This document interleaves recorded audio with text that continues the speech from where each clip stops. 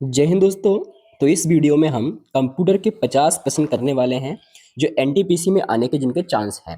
अभी तक हम हिस्ट्री कर चुके हैं, पॉलिटी कर चुके हैं, ठीक है, और साइंस को भी कर चुके हैं। 50-50 इंपॉर्टेंट क्वेश्चन जो एनटीपीसी के बिल्कुल चांस है जिसमें आने के। तो अब हम देखते हैं कंप्यूटर से।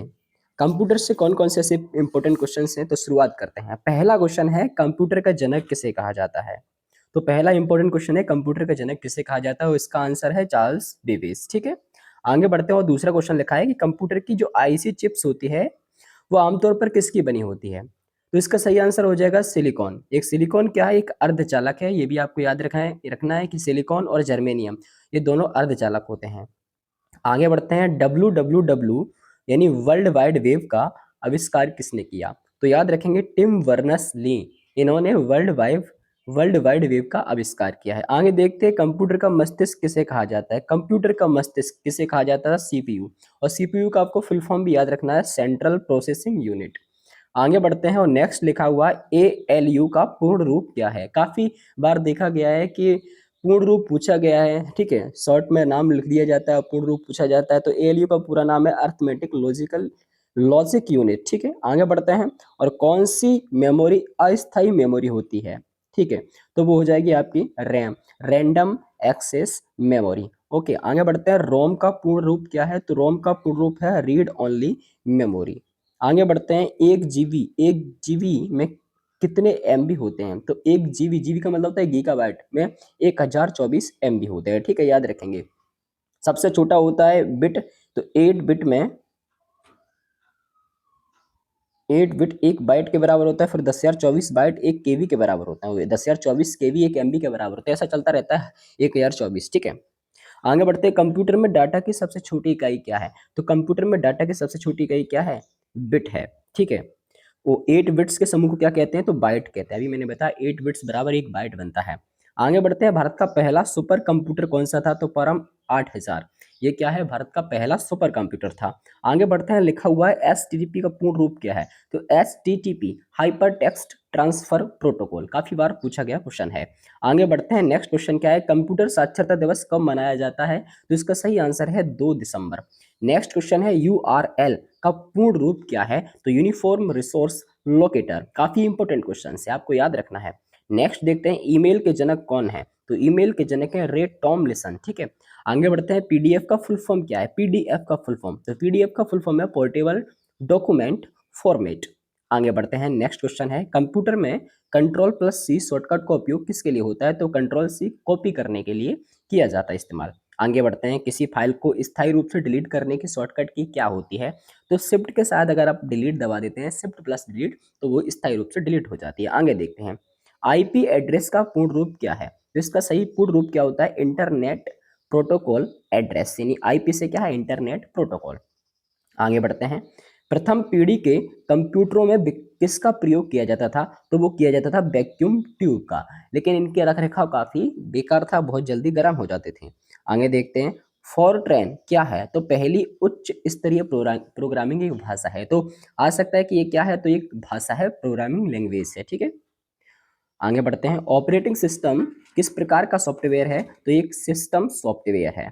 आगे बढ़ते हैं, लाइनेक्स किस प्रकार का सॉफ्टवेयर है। तो ये ओपन सोर्स सॉफ्टवेयर है। ठीक है, अगला प्रश्न है, जीयूआई का पूर्ण रूप क्या है। तो ग्राफिकल यूजर इंटरफेस इसका पूर्ण रूप है। अगला प्रश्न है, वेबसाइट के पहले पेज को क्या कहा जाता है। तो इसका सही आंसर है, आगे देखते हैं। अगला प्रश्न लिखा हुआ है, लैन का पूर्ण रूप क्या है। तो लैन का पूर्ण रूप है लोकल एरिया नेटवर्क। काफी बार पूछा गया क्वेश्चन है लैन और मैन। ठीक है, आगे देखते हैं, विश्व का सबसे बड़ा नेटवर्क कौन सा है। तो वो है आपका इंटरनेट। ठीक है, कंप्यूटर स्क्रीन पर ब्लिंक करने वाले प्रतीक को क्या कहते हैं। तो कर्सर कहते हैं। आपको देखा होगा, आपको कुछ इस प्रकार ब्लिंक करता रहता है, इस प्रकार। ठीक है, तो वो क्या है, कर्सर है। आगे बढ़ते हैं, स्पैम क्या है। तो स्पैम क्या होता है, अनचाहा या जंक ईमेल। एक ऐसा ईमेल, एक ऐसा मैसेज जो अनचाहा है, हम चाहते भी नहीं है फिर भी आता रहता है। आगे देखते हैं, गूगल क्या है। तो गूगल एक सर्च इंजन है। ठीक है, आगे बढ़ते हैं, कंप्यूटर वायरस वास्तव में क्या होता है। तो एक सॉफ्टवेयर प्रोग्राम होता है। आगे बढ़ते हैं, नेक्स्ट क्वेश्चन है, मॉडेम का पूर्ण रूप क्या है। आगे देखते हैं, नेक्स्ट क्वेश्चन क्या है, मॉडेम का पूर्ण रूप क्या है। तो मॉडेम का पूर्ण रूप क्या होता है, मॉड्यूलेटर डी मॉड्यूलेटर। ठीक है, आगे बढ़ते अगला क्वेश्चन देखते हैं, एमएस वर्ड में अंडू के लिए शॉर्टकट क्या है? तो पीछे जाने के लिए शॉर्टकट है कंट्रोल जेड। आगे बढ़ते हैं, कंप्यूटर में BIOS, ये काफी बार पूछा गया क्वेश्चन, अभी भी एनटीपीसी में पूछा गया था किसी न किसी शिफ्ट में। इसका पूर्ण रूप क्या है? तो इसका पूर्ण रूप है बेसिक इनपुट आउटपुट सिस्टम। बहुत इंपॉर्टेंट। आगे देखते हैं, इंटरनेट पर फाइल ट्रांसफर के लिए किस प्रोटोकॉल का उपयोग किया जाता है? तो वो किया जाता है FTP, फाइल ट्रांसफर प्रोटोकॉल। ठीक है, FTP का पूर्ण रूप भी पूछ सकता है। आगे देखें, ASCII का पूर्ण रूप क्या है? तो American standard code for information interchange. काफी इंपॉर्टेंट क्वेश्चन। आगे देखते हैं, एक्सेल फाइल का एक्सटेंशन क्या होता है? तो वो होता है .xlsx। आगे बढ़ते हैं, कंप्यूटर बंद करने की प्रक्रिया क्या कहलाती है? तो शट डाउन कहलाती है। आगे बढ़ते हैं, कंट्रोल V का उपयोग किसके लिए होता है? तो वो होता है पेस्ट करने के लिए। अगला है, वाईफाई का पूर्ण रूप क्या है? तो वायरलेस फिडेलिटी। नेक्स्ट क्वेश्चन देखते हैं, बग कंप्यूटर शब्दावली में क्या है? तो ये एक प्रोग्राम में एक गलती, एरर को अपन बग कहते हैं। ठीक है, आगे बढ़ते हैं और क्वेश्चन है, एलसीडी का पूर्ण रूप क्या है? तो एलसीडी का पूर्ण रूप जो होता है वो होता है लिक्विड क्रिस्टल डिस्प्ले। ठीक है, एलसीडी। बाकी अगर एलईडी पूछा जाता तो लाइट एमिटिंग डायोड हो जाता है। अगला प्रश्न है, कौन सा इनपुट डिवाइस है?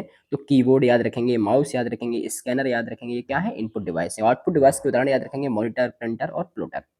आगे बढ़ते हैं, कंप्यूटर की पांचवी पीढ़ी किस पर आधारित है? तो कंप्यूटर की पांचवी पीढ़ी जो है वो AI पर आधारित है, आर्टिफिशियल इंटेलिजेंस।